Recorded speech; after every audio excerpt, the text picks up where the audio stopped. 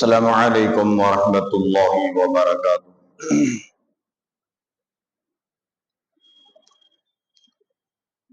الحمد للہ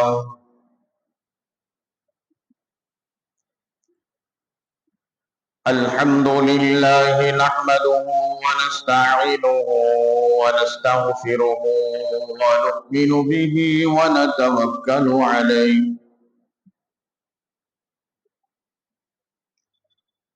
ونعوذ بالله من شرور أنفسنا ومن سيئات أعمالنا من يهده الله فلا مضل له ومن يضلله فلا هادي له ونشهد أن لا إله إلا الله وحده لا شريك له ونشهد أن سيدنا ومولانا محمدا عبده ورسوله صلى الله عليه وعلى آله وأصحابه وبارك وسلم تسليما كثيرا كثيرا. أما بعد فأعوذ بالله السميع العليم من الشيطان الرجيم.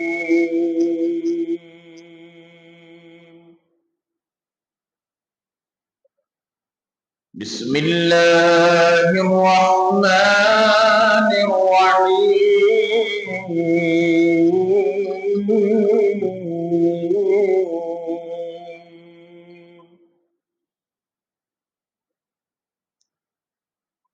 يا أيها الذين آمنوا ادخلوا في السلم كافة ولا تتبعوا خطوات الشيطان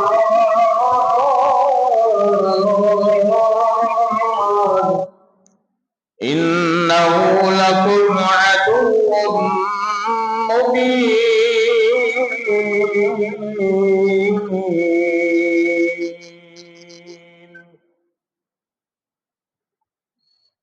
وقال الله تبارك وتعالى في كلامه المجيد والفرقان الحميد: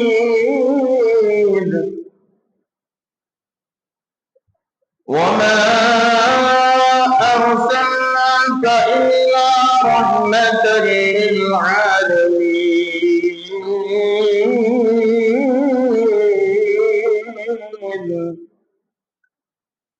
وقال الله تبارك وتعالى في مقام آخر: ورفعنا لك ذكرك.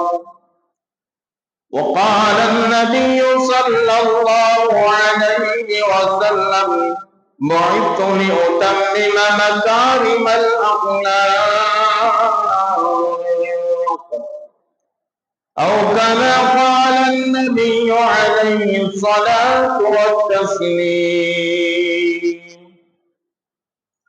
آمنت بالله صدق الله ومولانا العظيم، وبلغنا رسوله النبي الأمين المكين الكريم،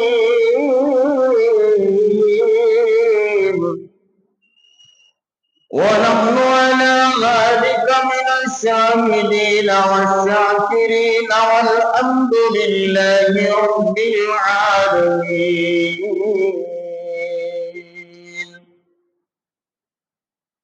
رب اشرح لي صدري ويسر لي أمري واحلل عقدة من لساني يفقهوا قولي. اللهم صل على سيدنا مولانا محمد في أول كلامنا اللهم صل على سيدنا مولانا محمد في أوسط كلامنا اللهم صل على سيدنا مولانا محمد في آخر كلامنا. معزز سامعین کرام، 11 اکتوبر سن 2024 عیسوی 7 ربیع الثانی سن 1446 ہجری بروز جمعہ. معزز سامعین کرام، بزرگان محترم اور برادران عزیز، اللہ تبارک و تعالی کا بے پناہ کرم ہے، شکر ہے اور اس کا احسان ہے. اللہ رب العالمین نے ہم سب کو اپنے پاکیزہ مقدس مطہر گھر میں جمعہ کی ادائیگی کے لیے جمع فرمایا. اللہ رب العالمین ہمارے جمع ہونے کو، کہنے اور سننے کو بے انتہا قبول فرمائے، دنیا میں اور آخرت میں کامیابی کا ذریعہ اور سبب بنائے. آمین. بات شروع کرنے سے پہلے پیچھے جو بیٹھے ہوئے ان سے گزارش ہے، درخواست ہے، بڑے ادب کے ساتھ قریب آئیں. قریب آئیں. بہت اچھی بات، ماشاءاللہ. ان بچوں کو بھی درمیان میں بٹھا لیں. آ جاؤ، بیٹھے جائیں. جی جزاک اللہ خیر.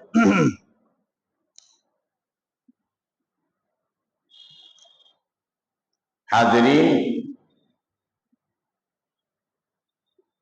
پچھلے کئی جمعوں سے رحمت دو عالم امام الانبیاء محبوب کبریا طٰہٰ و یاسین مزمل و مدثر تاجدار مدینہ امام الانبیاء امام الملائکہ امام الانس امام الجن امام المشرقین و امام المغربین حضرت محمد رسول اللہ، سب کہہ دیجیے صلی اللہ تعالی علیہ وآلہ وسلم کا ذکر خیر چل رہا ہے.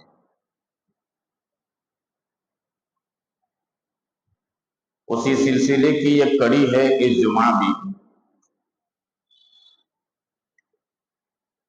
اللہ تبارک و تعالی نے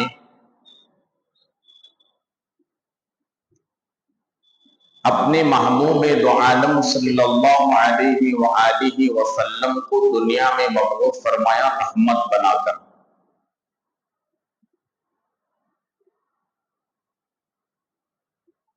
اس کی تفصیلات میں عرض کرتے آ رہا ہوں. دنیا کے اندر جتنی چیزیں موجود ہیں، جاندار اور بے جاندار، جسے جمادات کہتے ہیں، نباتات کہتے ہیں، مشرق سے لے کر مغرب تک، شمال سے لے کر جنوب تک، خداوند قدوس کے عرش کے نیچے سے لے کر تحت الثری تک جتنی مخلوقات موجود ہیں، جتنی چیزیں موجود ہیں، سب کے لیے اللہ تبارک و تعالی نے رحمت دو عالم صلی اللہ علیہ وسلم کو رحمت بنا کر بھیجا.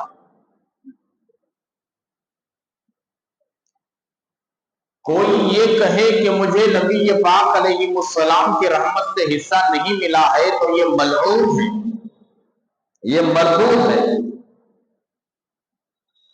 اس لیے کہ کائنات کا رب، جس نے کائنات کو وجود بخشا، اس رب نے ڈکلیئر کر دیا کہ میں نے میرے محبوب کو رحمت بنا کر کے بھیجا. جب خدا کہے میں میرے نبی کو رحمت بنا کر کے بھیجا، ایک مخلوق کے لیے نہیں، ایک قبیلے اور کنبے کے لیے نہیں، ایک قبیلے کے لیے نہیں، سارے عالموں کے لیے۔ شیخ الاسلام حضرت مولانا مفتی تقی عثمانی صاحب دامت برکاتہ العالیہ، اللہ تبارک و تعالی حضرت کے فیض کو عام فرمائے، ان کی عمر میں درازگی عطا فرمائے، صحت عطا فرمائے، نظر بد سے حفاظت فرمائے، بالخصوص حاسدوں کے حسد سے اللہ تبارک و تعالی حضرت والا کی حفاظت فرمائے، آمین بولی۔ بہت بڑی شخصیت، سرمایہ ہے علمی ہمارے لیے، آپ کے لیے، امت مسلمہ کے لیے۔ انہوں نے اپنی کتاب میں لکھا ہے، اللہ تبارک و تعالی نے 40,000 عالموں کو پیدا کیا۔ 40,000 عالم ہیں، 40,000 عالم۔ اس کی تفصیلات میں جاتے ہوئے حضرت شیخ الاسلام دامت برکاتہ نے لکھا ہے کہ 20,000 عالم خشکی میں ہیں، زمین پر 20,000 عالم تری میں ہیں، سمندروں کے اندر 20,000 عالم، زمین پر جنگلوں بیابان میں، پہاڑوں کے غاروں میں، بلوں میں، ہواؤں میں، فضاؤں میں 20,000 عالم، 20,000 خشکی میں، 20,000 تری میں، 40,000 عالم۔ مخلوقات کتنی ہیں؟ لوگ کہتے ہیں 18,000 مخلوقات۔ ایک عالم کی ایک مخلوق، 40,000 اللہ نے عالموں کو پیدا کیا ہے، تو 40,000 مخلوقات۔ ہم نے کبھی دیکھا ہے اللہ کی مخلوقات کو اتنے؟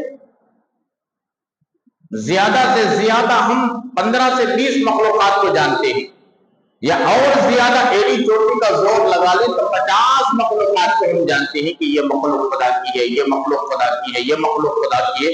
اور زیادہ ہم اگر ایڑی چوٹی کا زور لگائیں تو 100 مخلوق کو جان سکتے ہیں، بس اس سے زیادہ نہیں۔ یہ تمام مخلوق کے لیے، تمام عالموں کے لیے، ملائکہ کے لیے، نوری ملکوتی مخلوق جو اللہ کے عرش کے نیچے سے لے کر زمین تک جتنی مخلوق فرشتوں کی ہے، ان سب کو اللہ تبارک و تعالی نے نبی اکرم صلی اللہ علیہ وسلم کے رحمت سے ان کو حصہ ملا ہے۔ خود جبرائیل نے اعتراف کیا ہے، انہ لقول رسول کریم ذی قوۃ عند ذی العرش مکین مطاع ثم امین۔ اگر کوئی کہتا ہے کہ مجھے اللہ کے نبی کی رحمت سے حصہ نہیں ملا ہے، تو جیسا کہ میں نے کہا یہ ملعون ہے، یہ مرفوض ہے، یہ کمبخت ہے۔ اور اس کی تشریحات میں کرتے ہوئے گزشتہ جمعہ کہا، صرف مسلمان ہی نہیں، ایمان والا مومن ہی نہیں، کافر کو بھی حصہ ملا ہے، مشرک کو بھی ملا ہے، ملحد کو بھی ملا ہے، یہودی کو بھی ملا ہے، نصرانی کو بھی ملا ہے۔ اور میں نے اس کی بھی وضاحت کی تھی کہ امت کے 2 قسمیں ہیں، ایک امت اجابت، ایک امت دعوت۔ بہرحال اس کی تفصیل میں جانا نہیں چاہتا، اس کی تفصیلات کو میں گزشتہ جمعہ عرض کر چکا ہوں۔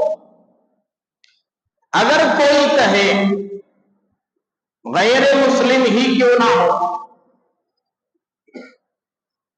یہ مسلمانوں کے نبی ہیں، یہ ہمارے نبی نہیں، یہ مسلمانوں کے پروفٹ محمد صلی اللہ علیہ وسلم بھی ہمارے نہیں، تو یہ جھوٹا ہے اور مکار ہے، فریبی ہے، دجال ہے۔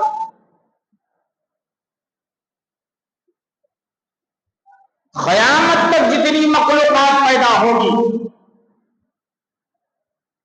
ارے اندازہ لگائیں، آدم کی نبوت، 30 کی نبوت، ابراہیم علیہ السلام، حضرت داؤد، وہ سلیمان، وہ موسیٰ، وہ عیسیٰ، حضرت زکریا، حضرت یحییٰ علیہ السلام، جتنے کم و بیش انبیاء دنیا میں تشریف لائے ہیں، ان کی نبوت کو اللہ نے جو عطا فرمایا ہے، ان کی نبوت میرے نبی کے نبی صدقے میں ان کو نبوت دی گئی ہے، ملی ہے۔ ہمارے نبی کے صدقے میں دیگر انبیاء کی نبوت اللہ نے عطا فرمایا ہے، مقام ملا ہے، مرتبہ ملا ہے۔ تو آپ اندازہ لگائیں، ایک کوئی کمبخت کہتا ہے کہ ہمیں کوئی حصہ نہیں ملا اور ہمیں نبی سے کوئی لینا دینا نہیں، تو اس سے بڑی ملعون اور مردود اور کمبخت اور شیطان اس پورے زمین پر کوئی نہیں۔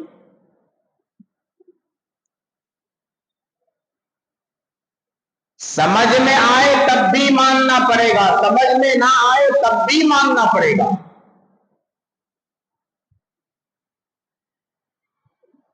ایک مرتبہ آپ کو کلیئر کرنے کے لیے، ذہن صاف کرنے کے لیے ایک چھوٹا واقعہ سنا دیتا ہوں۔ ابو جہل جانتے ہیں؟ ارے جانتے نہیں جانتے؟ کیسا جانتے؟ جانتی کہ ابو جاتا منڈی حل ہے، سن کر ہی ابو جہل کا نام۔ ابو جہل کو کوئی دیکھا نہیں، اس کے کیریکٹر کیسے تھے، اس کے آداب اور اطوار کیسا تھا، یہ تو معلوم ہے، لیکن دیکھا نہیں۔ ایک مرتبہ ہاتھوں میں کنکریوں کو پکڑ کر،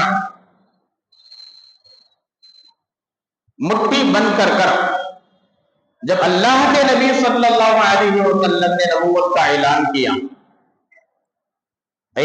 کیا، یہاں پر ایک مغالطہ کہ جو ہے، میں غلط جو ذہن میں بات بیٹھی ہے، مغالطے کا شکار ہی لوگ ذہن سازی کرنا چاہتا ہوں۔ بعض احباب کہتے ہیں کہ 40 سال کی عمر میں ہمارے نبی کو نبوت دی گئی، یہ غلط بات ہے۔ 40 سال میں نبوت نہیں دی گئی، 40 سال میں نبی نہیں بنایا گیا۔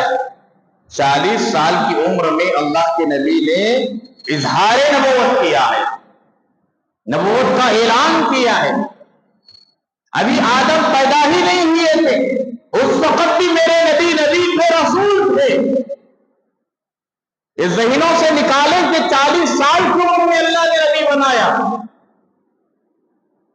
ابھی دنیا پیدا نہیں ہوئی تھی، آدم دنیا میں نہیں آئے تھے، ابھی چاند نہیں، سورج نہیں، ستارے نہیں، سیارے نہیں، ہوائیں نہیں، فضائیں نہیں، پہاڑ نہیں، سمندر نہیں، دنیا کی کوئی چیز موجود نہیں۔ اس وقت بھی اللہ تبارک و تعالیٰ نے ہمارے اور آپ کے ساری کائنات کے نبی کو نبی بنایا تھا، اس وقت بھی نبی تھے۔ اس وقت بھی ہمارے نبی تھے، جس وقت آدم علیہ السلام گارے اور پانی کے درمیان میں تھے۔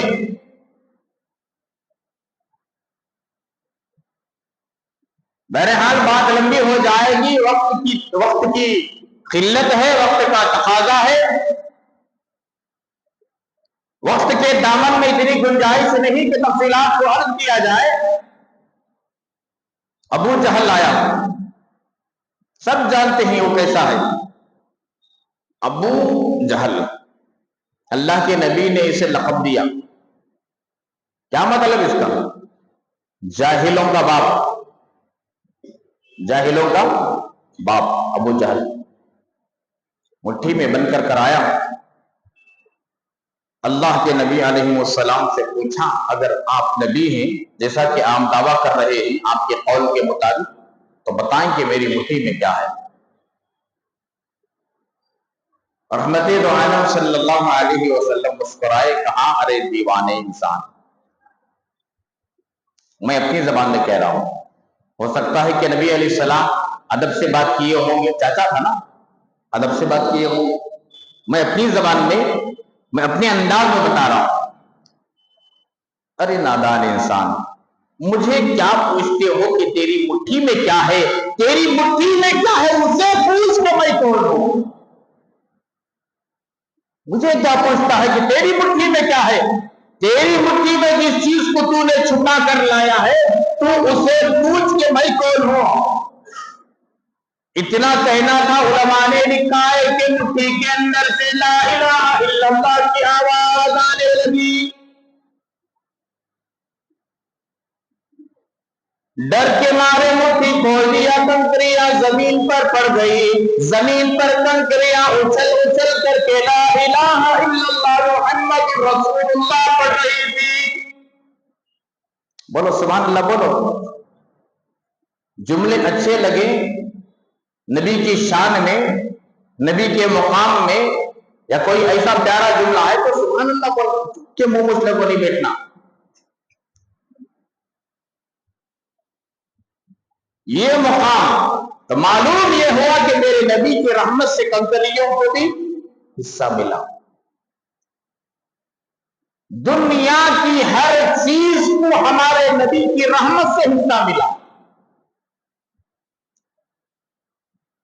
جس کسی نے نبی علیہ السلام کی ذات پر انگلی اٹھائی, نبی علیہ السلام کے بابرکات زندگی پر انگلی اٹھایا, امہات المؤمنین رسول اکرم صلی اللہ علیہ وسلم کی ازواج مطہرات, ہم سب کی مائیں, ان کی ذات بابرکات پر اگر کسی بدبخت نے انگلیاں اٹھایا تو ہمیں اس کا انتقام لینے کی حاجت اور ضرورت نہیں, خود خدا انتقام لے گا. اس کی دو مثالیں دیتا ہوں. ابو لہب نام سنا؟ ابو لہب, ایک ہے ابو جہل, ایک ہے ابو لہب. بہت ظلم کیا نبی پاک علیہ السلام, ابو جہل بھی ابو لہب بھی. اللہ کے نبی علیہ الصلوۃ والتسلیم ایک مرتبہ صفا پہاڑی کے اوپر چڑھے. جن بندوں کو اللہ تبارک و تعالی نے وہاں جانے کی سعادت بخشی ہے وہ جانتے ہی صفا کہاں ہے, مروہ کہاں ہے. اب وہ صفا نہیں ہے جو پہلے تھا, اب وہ مروہ نہیں ہے جو پہلے تھا, اب تو پورا چھانٹ کر بالکل صاف بنا دیے. بہرحال اس زمانے میں اللہ کے نبی علیہ الصلوۃ والتسلیم صفا پہاڑی پر چڑھے, لوگوں کو جمع کیا. اونچی جگہ پر اگر کوئی کھڑے ہو کر اعلان کرتا, کوئی پکارتا اس زمانے میں, تو لوگ جمع ہو جاتے کہ کوئی آ رہا ہوگا, اس کی خبر کوئی دے رہا ہے. یہ علامت تھی. رحمت دو عالم صلی اللہ علیہ وسلم صفا پہاڑی پر کھڑے ہو کر اعلان کیا, قبیلے قبیلے کا نام لے کر, کٹمبے کٹمبے کا نام لے کر, خاندان خاندان کا نام لے کر, بڑوں کا نام لے کر سب جمع ہوئے. اللہ کے نبی نے ان کو کلمہ لا الہ الا اللہ کی تلقین کی کہ اللہ کا میں پیغمبر اور نبی ہوں. اس وقت ابو لہب بھی آیا. دیکھیں کہ کیا اعلان ہو رہا ہے. اوپر اونچائی پر کھڑے ہو کر اگر کوئی اعلان کرتا تو لوگ سمجھتے کہ پہاڑی کے دو طرف سے کوئی قافلہ آ رہا ہوگا حملہ کرنے کے لیے, کہ ہمارا آدمی اونچائی پر کھڑے ہو کر اس کی اطلاع دے رہا ہے, خبر دے رہا ہے. جب سارے لوگ جمع ہو گئے, اللہ کے نبی علیہ السلام نے ان کو ایمان کی تلقین کی دعوت دی اور کہا کہ میں اللہ کا آخری نبی ہوں, رسول ہوں. ابو لہب نے کہا تبا لگا لہذا جماعتنا, تم برباد ہو جاؤ, نعوذ باللہ. ابو لہب نے کہا نبی پاک علیہ السلام کو تم برباد ہو جاؤ, اسی لیے ہم کو جمع کیا. ہم مصروف تھے, کام میں تھے, ہماری مصروفیات کو چھوڑ کر, کام دھندے کو چھوڑ کر تمہارے اعلان پر, تمہارے آواز پر ہم آئے, تمہاری بربادی ہو, تباہی ہو, اسی لیے ہم کو جمع کیا. خدا کی رحمت جوش میں آئی. گزشتہ جمعہ میں نے کہا نا, خدا ہر چیز کو برداشت کر سکتے ہی, نبی کی شان میں گستاخی برداشت نہیں ہو سکتی. سورہ لہب کو اللہ نے نازل کیا, تبت یدا ابی لہب وتب, تو برباد ہو جائے, تیرے ہاتھ ٹوٹ جائے, تیرے ہاتھوں تو برباد ہو جائے گا, تباہ ہو جائے گا, تباہ ہو گیا, برباد ہو گیا. خدا کی رحمت جوش میں آئی. یہاں تک کہ مفسرین نے لکھا ہے ایک ایسی بیماری لگی ابو لہب کو جسے عدسہ کہتے ہیں. عدسہ کی بیماری بڑی خطرناک بیماری سمجھی جاتی تھی اس زمانے میں. پورے جسم کے اندر پھپھولے آ گئے, پھٹ گئے. جسم کے اندر سے اتنی بدبو آتی تھی کہ خاندان والے تو خاندان والے, پڑوس والے تو پڑوس والے, خود گھر کے افراد اسے گھر سے دھکے دے کر باہر نکالا. پورے محلے میں بدبو, مانا نہیں زندہ تھا, پورے جسم سے بدبو نکل رہی تھی. یہ سزا تھی اللہ رب العالمین کی طرف سے نبی پاک علیہ السلام کو گستاخی کرنے کی بنیاد پر, نبی کی شان میں برا بھلا کہنے کی بنیاد پر, گالیاں دینے کی بنیاد پر, انگلیاں اٹھانے کی بنیاد پر. آخر اسی حالت میں اس کی موت آئی. گھر والے کچھ لوگوں کو جمع کیا, جو کوڑا کرکٹ وغیرہ جو ہے کچرے کے ڈھیر میں ڈالا جاتا ہے, جن کی ذمہ داری ہوتی ہے آج بھی ہے, جسے کارپوریشن کے لوگ کہتے ہیں, BBMP کے لوگ کہتے ہیں. ایسے لوگ اس زمانے میں بھی تھے صفائی کرنے والے, ایسے لوگوں کو بلایا گیا. وہ لوگ آئے, اپنے ناک اور منہ کو بند کر کر, اتنی سڑان آ رہی تھی اس کے جسم سے, اتنی سڑان آ رہی تھی کہ تھوڑی دیر اس کے سامنے رکے تو زندہ آدمی گھٹ گھٹ کر مر جاتا. لکڑیوں کے ذریعے, بڑے بڑے لکڑیوں کے ذریعے سے اسے ایک کھڈا کھود کر کے اس کم وقت ابو لہب کو کھڈے میں ڈال کر کے اوپر سے مٹی ہوئی دیا گیا. مر گیا, مردو چلو ختم ہوا. میرے پیاروں, بتانے کا مقصد یہ ہے, آج دنیا کے اندر کوئی میرے نبی کی شان میں گستاخی کر رہا ہے تو ہمیں اسے ٹینشن لینے کی ضرورت نہیں. خداوند قدوس کے اوپر چھوڑنا ہے. اے اللہ, جتنا ہم کر سکتے تھے ہم نے کیا ہے, اس کا انتقام لینے والی ذات تو تیری ہے. شروع زمانے سے ہم نے دیکھا ہے, تاریخ میں پڑھا ہے, سیرت کے اندر موجود ہے, جب بھی تیری نبی کی شان میں کوئی ملعون و مردود و مقد و کمینہ گستاخی کیا ہے تو اللہ بہترین اس کا انتقام لیا ہے, رہتی دنیا تک کے لیے عبرت کا نشان بنا کے چھوڑ دیا ہے. نبی کی شان میں گستاخی اگر کوئی ملعون کرے, خدا پسند نہیں کرتی. اور یہ بات یاد رکھ لیں, نبی کی شان میں گستاخی کرنے والوں کے متعلق رحمت دو عالم صلی اللہ علیہ وسلم کی بددعا ہے, بددعا. ایک مثال تو ہو گئی ابو لہب کی, گستاخی کیا, نبی علیہ السلام کی شان میں ان کی بابرکات ذات پر انگلیاں اٹھایا, اللہ نے انتقام لیا. رہتی دنیا تک کے لیے سورت کو نازل کر کے بتا دیا, میری نبی کی شان میں جو گستاخی کرتا ہے وہ ملعون ہے, وہ مردود ہے, میں اس کا انتقام لوں گا.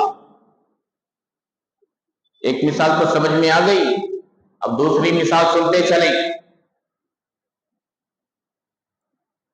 عتبہ نام سنا ہے؟ عتبہ ابو لہب کا بیٹا ہی ہے, عتبہ شیبہ. یہ آئے دن اللہ رب العالمین کی ذات پر بھی انگلیاں اٹھاتا تھا, اللہ کی ذات پر,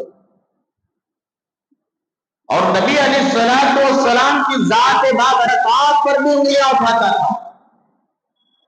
گستاخی کرتا تھا, ہمیشہ برا بھلا کہتا تھا. ایک دن قافلہ نکلا تجارت کی غرض سے, ابو لہب بھی ساتھ میں تھا, باپ بھی. بیٹے نے کہا, ابا تھوڑی دیر رکیے, میں جا کر محمد ابن عبداللہ, یہ نہ کہتے تھے لوگ, محمد رسول اللہ کہتے تو جھگڑا ختم. جھگڑا کس بات کا؟ یہاں جھگڑا صرف محمد ابن عبداللہ, یہ لوگ سمجھتے تھے کہ ہمارے خاندان کا چشم و چراغ ہوتا, یہ نبی ہونے کا دعویٰ کرے ہم اسے نبی مانے؟ اسی بات پر جھگڑا تھا. محمد رسول اللہ مانتے صلی اللہ علیہ وسلم کا جھگڑا ختم. ابو لہب کھڑا، قافلے والے بھی کھڑے تھے، ابھی قافلہ نکلا نہیں. عتبہ آیا، نبی علیہ السلام کے سامنے کھڑے ہو گیا. یہاں تک کہ علماء نے لکھا ہے 4-5 قدم کا فاصلہ باقی تھا، بس اتنی دوری پر کھڑے ہو گئے. اللہ رب العالمین کی ذات میں نقص نکالا، برا کہا. اس کے بعد رحمت دو عالم صلی اللہ علیہ وسلم کی شان میں گستاخی کے الفاظ کہے، مذاق کیا، کھلکھلایا، تمسخر کیا، دلگی کیا، اور کہا کہ تمہارے خدا کے اندر اتنی ہمت ہے تو کہیے کہ مجھ سے انتقام لے. امام الانبیاء معبود کبریا محمد رسول اللہ صلی اللہ تعالی علیہ وسلم کی نظر رحمت آسمان پر اٹھی. اللہ تبارک و تعالی کی بارگاہ میں بدعا کی، اے رب العالمین، یہ تیرا بندہ کتنا ملعون و مردود ہے، تیری شان میں انگلیاں اٹھا رہا ہے، تیری بابرکات ذات میں انگلیاں اٹھا رہا ہے، تیری ذات میں عیب نکال رہا ہے، اور تیرے نبی کی ذات پر انگلیاں اٹھا رہا ہے. تیرے کتوں میں سے کتے کو چھوڑ کر اس کے لیے نابود کر دے.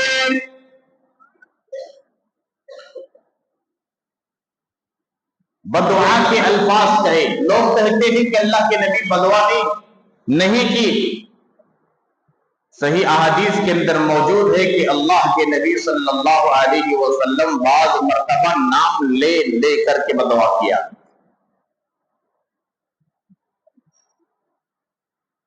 گستاخی کیا، عتبہ گیا،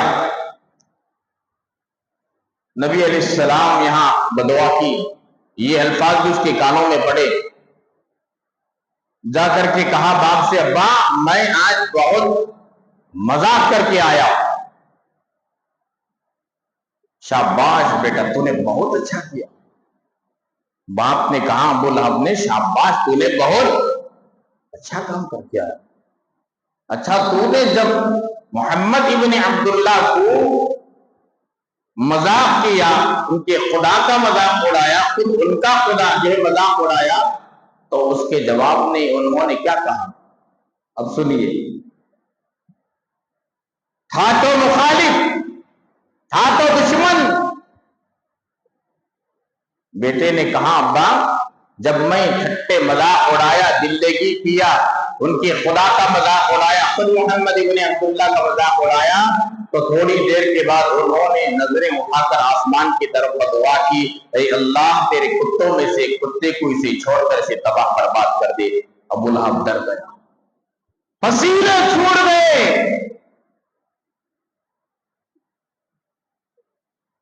ابو لہب ڈر گیا، جسم میں کپ کپی تاری ہو گئی، پسینے چھوڑ گئے. آسمان ٹوٹ کر نیچے آ سکتا ہے، زمین ٹکڑے ٹکڑے ہو کر کے آسمان کی طرف جا سکتی ہے، پہاڑ وہی بن کر کے اڑ سکتے ہیں، لیکن جو محمد ابن عبداللہ نے میرے بیٹے کے حق میں بدعا کی ہے، میرے بیٹے کو کوئی طاقت بچا نہیں سکتی. اتنا یقین تھا. درمیان میں رکھ کر قافلے کے درمیان میں کچھ لوگ سامنے، کچھ لوگ پیچھے، کچھ لوگ ادھر، کچھ لوگ ادھر، بیچ میں رکھ کر کے چلا تھا. آپ کے بیٹے کو اتنا یقین تھا کہ انہوں نے بدعا کی ہے تو میرے بیٹے کو کوئی بچا نہیں سکتا، اسے تو آنا ہی آنا ہے مصیبت. ایک جگہ پڑاؤ ڈالا گیا، راہب کا گردوارا وہاں پر موجود تھا. عیسائی راہب دنیا سے کٹ کر کے، ہر چیز سے کٹ کر کے، کاروبار چھوڑ کر اللہ اللہ کرتے ہوئے ایک جگہ وہ بیٹھا تھا راہب، عیسائی راہب. وہاں جا کر اس کے گردوارے کے قریب پڑاؤ ڈالا گیا. اس نے پوچھا کہ آپ کا قافلہ کہاں سے آیا ہے، کہاں جا رہے ہیں؟ کہا کہ یہ ہم مکے سے آئے ہیں تجارت کی غرض سے جا رہے تھے، اب رات گزار کر جانے کے لیے یہاں پر پڑاؤ ڈالا ہم نے۔ راہب نے کہا کہ یہاں جنگلی درندے بہت زیادہ چلتے پھرتے ہیں، ہوشیاری کے ساتھ میں یہاں پر رہو، آپ کو یہاں پر پڑاؤ نہیں ڈالنا چاہیے تھا۔ اور بھی ڈر گیا۔ ایک تو ڈر وہ بیٹھا تھا کہ نبی پاک علیہ السلام نے اس کے لیے بددعا کی تھی، اب یہ راہب نے کہا کہ یہاں درندے ہیں، شیر ہیں، باغ ہیں، چیتا ہیں، ریچھ ہیں، پتہ نہیں کب آئے گا۔ ایک تو بیٹے کا ڈر، اپنی جان کا ڈر، قافلے کا ڈر، ساز و سامان کا ڈر، چاروں طرف سے یہ ڈر منڈلانے لگا۔ اچھا یہ چیز ایک طرف، نبی پاک علیہ السلام نے جو بددعا کی تھی، اس کے دل و دماغ میں یہ بات تھی، چلتے پھرتے اٹھتے بیٹھتے وہی بات تھی جو نبی علیہ السلام نے بددعا کی تھی بیٹے کو، عتبہ کو۔ قافلے والوں سے کہا دیکھو میرے احسانات تم پر بہت ہیں، میرے احسانات تم پر بہت ہیں، میری ایک بات مانو گے؟ قافلے والوں نے کہا جی مانیں گے، واقعی آپ کے احسانات ہم پر بہت ہیں، آپ جو کہیں گے ہم مانیں گے۔ کہا کہ دیکھو یہ جتنا ساز و سامان ہے نا، یہ جوڑ کر سب سے اونچی جگہ پر، یہ چیز جوڑنے کے بعد جو چیز اونچائی پر پہنچ جاتی ہے، سب سے اونچی جگہ پر میرے بیٹے کو سلاؤ، اور اس کی حفاظت کے لیے چاروں طرف سے آپ سو جاؤ۔ یہ سمجھ رہا تھا کہ اگر کوئی جانور آ بھی گیا، چیرنے والا، پھاڑنے والا درندہ، تو یہاں جو سوئے ہوئے ہیں نا قریب قریب، ان کا خاتمہ کر دے، میرا بیٹا تو اوپر رہے گا نا، وہ تو بچ جائے گا۔ اس کا خیال تھا، اس کا نظریہ تھا۔ ٹھیک ہے، قافلے کا سردار تھا، بات مان لیا گیا، تمام ساز و سامان کو، بیاگ وغیرہ جو بھی تھے جوڑ دیا گیا، اس کے اوپر سلا دیا گیا، چاروں طرف سے ناکہ بندی، چاروں طرف سے لوگ سو۔ کتابوں میں لکھا ہے شیر آیا رات میں، ہر ایک کے منہ کے پاس اپنا منہ لے جا کر کے سوگا، یعنی اپنے مقصد کی تلاش میں آیا تھا۔ یہ شیر اپنی مرضی سے نہیں آیا، یاد رکھو اس واقعے کو، تو جو میں نے اس سے پہلے کہا تھا، نبی علیہ السلام نے کیا بددعا دی تھی؟ اے اللہ تیرے کتوں میں سے کتے کو اس پر چھوڑ دے تاکہ اس کا خاتمہ کر دے، تیرے جانوروں میں سے کسی جانور کو چھوڑ دے، اس کا خاتمہ کر دے۔ شیر آیا، ہر ایک کے جتنے قافلے کے لوگ چاروں طرف سوئے ہوئے ہیں۔ مفسرین نے بڑا پیارا خاکہ کھینچا ہے، بڑا پیارا خاکہ کھینچا ہے۔ اللہ تبارک و تعالیٰ ان کے قبروں کو نور سے منور فرمائے، کیا بہترین خاکہ کھینچا ہے۔ چاروں طرف سے جتنے لوگ سوئے ہوئے تھے، ہر ایک کے منہ کے پاس جاتا، سونگتا، واپس آتا، اس کنے جاتا، سونگتا، واپس، 2 3 4 10 20 40 جتنے قافلے میں تھے ہو گئے۔ شیر مقصد کو نہیں پہنچا۔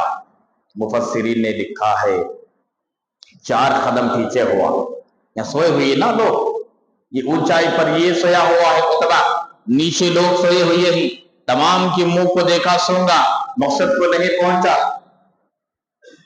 4 قدم شیر پیچھے ہوا، سوئے ہوئے لوگوں سے ایک چھلانگ لگائی، عتبہ جہاں پر سویا ہوا تھا وہاں پہنچا، اس کے منہ کو سونگا، اور سمجھا شیر کہ میں نے مقصد کو پہنچ گیا، میں کامیاب ہو گیا، جس مقصد کے لیے خدا نے مجھے یہاں بھیجا تھا، یہ مقصد کو میں نے پا لیا۔ مفسرین میں لکھا ہے شیر ایک دم حملہ کیا، اس کے پرزے کر کے چھوڑ دیا۔ یہ تھی نبی علیہ السلام کی بددعا، اور یہ تھا نبی پاک علیہ السلام کو تسلیم کی شان میں گستاخی کرنے والوں کا انجام۔ کئی مہینوں سے بلکہ کئی سالوں سے کمبخت لوگ، کمینے لوگ، ملعون لوگ، مردود لوگ، جیسا کہ میں نے 2 نام گزشتہ جمعہ دیا، اس کی وضاحت کی تھی۔ ان کمبختوں کے بارے میں ہم قانون کو ساتھ میں لے کر کے ہم احتجاج کر سکتے ہیں، ہم جا کر کے FIR درج کروا سکتے ہیں اور اس کے بعد خدا کے حوالے کر سکتے ہیں، اے اللہ تو سب کچھ برداشت کر سکتا ہے، تیرے نبی کی گستاخی برداشت نہیں کر سکتا۔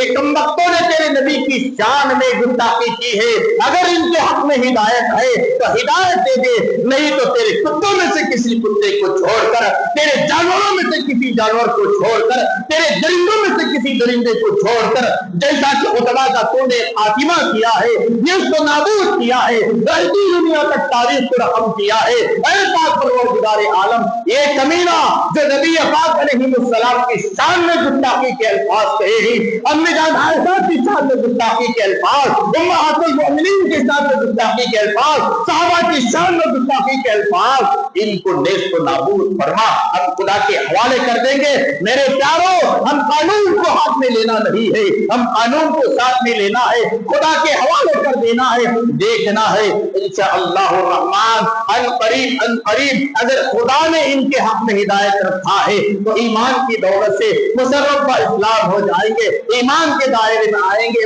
اسلام کے دائرے میں آئیں گے، مسلمان ہوں گے، توبہ استغفار کریں گے، پشیمان ہوں گے، شرمندے ہوں گے اور حضرت اعلان معافی بھی مانگیں گے۔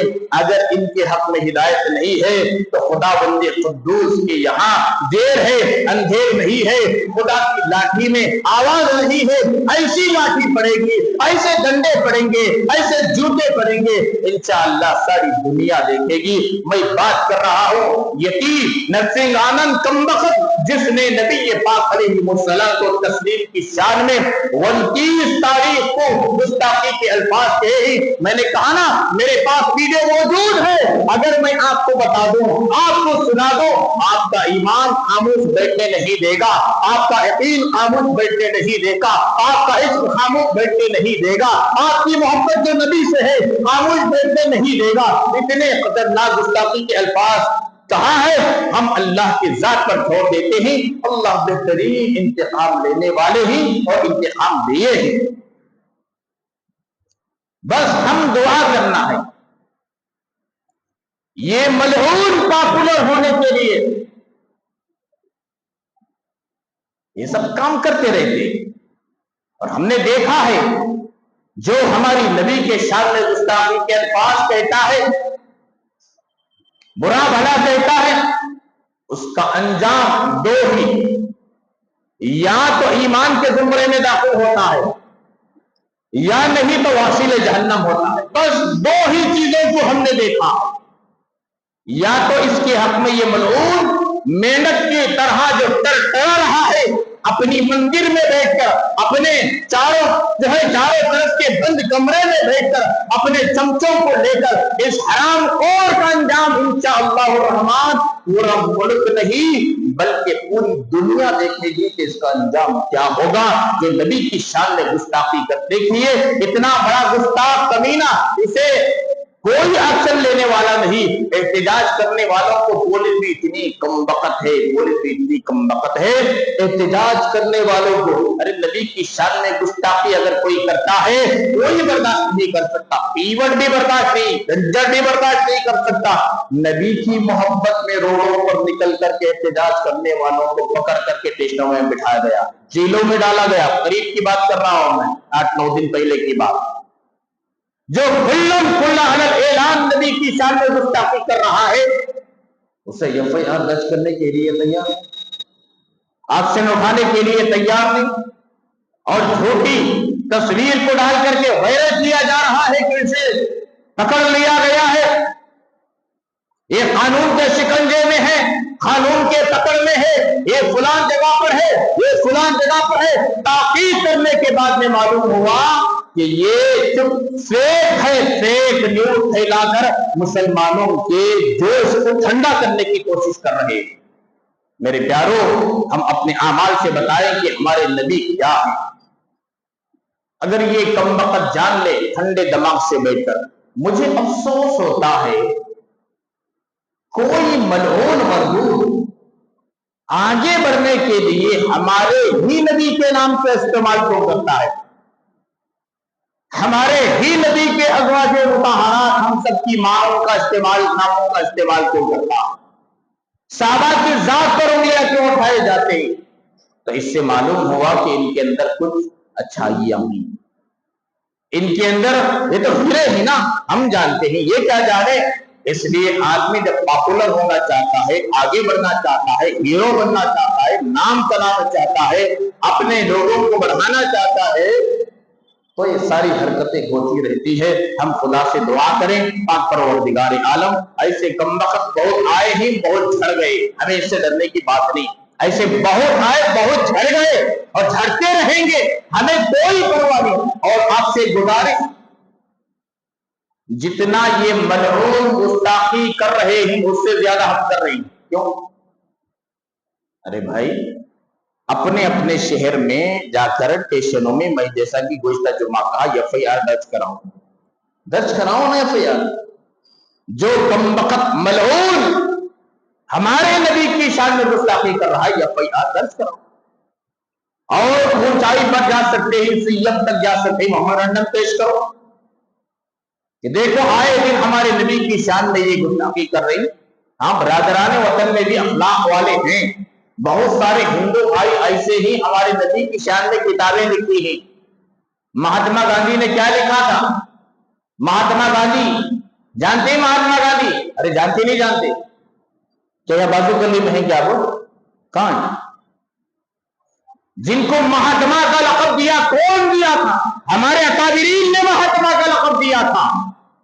مہاتما گاندھی نے لکھا ہے پوری دنیا کے انسانوں میں، ان کے الفاظ یہ میرے نہیں، مہاتما گاندھی کے الفاظ، انہوں نے لکھا ہے پوری دنیا کے انسانوں میں اگر کسی کی پیروی کر سکتے ہیں، جن کی رہبری میں چل سکتے ہیں، جن کے تعلیم کے سائے میں زندگی گزار سکتے ہیں، تو انہوں نے لکھا ہے کہ محمد صلی اللہ علیہ وسلم کی زندگی ہمارے سامنے ہے، وہ نمونہ ہے، وہ آئیڈیل ہے، وہ آئینہ ہے، ان کے علاوہ دنیا کے اندر کوئی ایسی ہستی نہیں کہ ان کے پیروکار بن کر چل سکے۔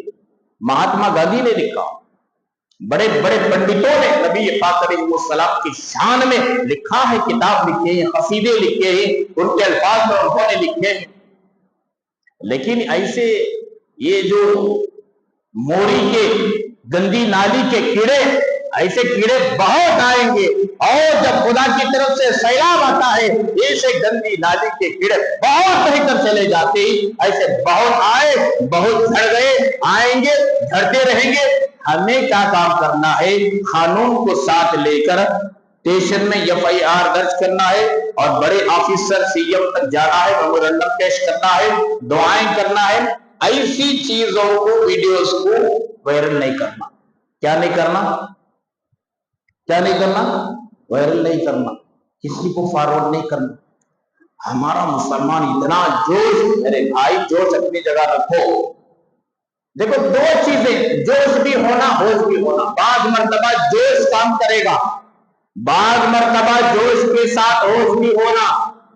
ہوش کو چھوڑ دیں گے، صرف جوش میں آئیں گے تب بھی کام نہیں چلے گا۔ جوش میں رہیں گے، ہوش کو چھوڑ دیں گے نہیں۔ ہوش جوش، جوش ہوش، لازم اور ملزوم دونوں چیزیں ہونی چاہیے۔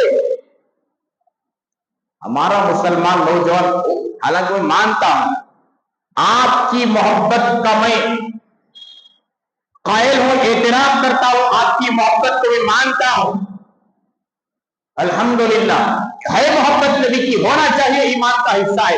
لیکن اس کا یہ مطلب نہیں کہ ایک ویڈیو آئی دیکھے بغیر، سیدھا پڑھے بغیر، تحقیق کیے بغیر، دھڑ 50 لوگوں کو، 100 لوگوں کو، بعض کمبخت ایسے ہی ہماری قوم کے بیچ کیا لکھ کر یہ ویڈیو تمہیں نہیں بھیجے تو تمہارے صحیح ماں باپ کے بچے سے تمہیں ابھی نے سنتا، اوہ کیا بھائی انہیں بہت بڑا فرشتہ، انہیں تمہیں یہ ویڈیو وائرل نہیں کرے تو 10 آدمی 10 گروپوں میں نہیں بھیجے تو تمہارے ماں باپ کی اولادی سے تمہیں انہیں جوش میں آتا، ارے بھائی میرے ماں باپ کا اولادی سے میں بولانا، انہیں لو اور بولتا۔